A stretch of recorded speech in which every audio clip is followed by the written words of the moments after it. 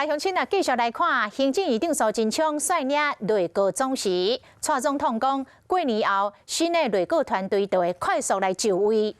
未来新内阁会有多一寡人呢？民进党四大中生代拢互点名，林右昌互点名，有可能接内政部长，也就是交通部长；郑文灿甲林佳龙有可能是总统府的秘书长，也就是行政院的副院长。潘平安虽然是无意愿来入阁，嘛是去互点名，可能会来接内政部长。顾立雄是互点名接国防部长。民进党内部人士认为，这个新内阁都要符合到战斗内阁的标准，才会当帮助因的党主席赖清德来拼2024年的总统大选。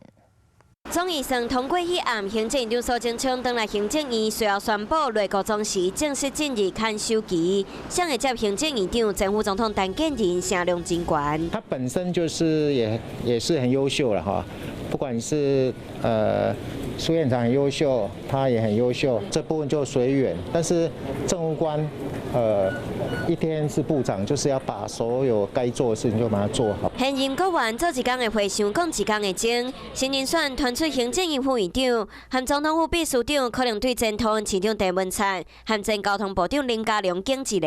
内政部长可能是前屏东县长潘明安，或者是前基隆市长林右昌接手。来看名单拢有县市首长的背景。我们看到中生代郑文灿或林佳龙等等的人才，来在各部会或者是幕僚长的位置来进行接班，我相信都是最好的选择。新的内阁在国际国安的专业上，以及内政的体察上，可能这方面的人才必须具备。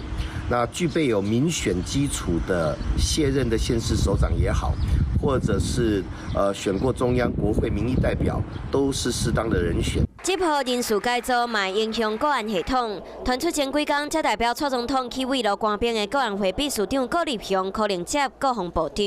过去在相关的各个部会的调和顶内看过非常多很好的沟通模式。至于说会在哪几个单位有重新调整，我想。这个过年期间，应该总统他们会伤脑筋。新内阁人事点兵点将放风声，唔望新年了后会当甲民意支持找到回来。Hello， 大家好，我是乃瑜，要教给大家2个任务。第一个，华视新闻的脸书专页，你按赞了吗？还有华视新闻的 YouTube 频道，赶紧订阅起来，还要记得按赞，开启小铃铛哦。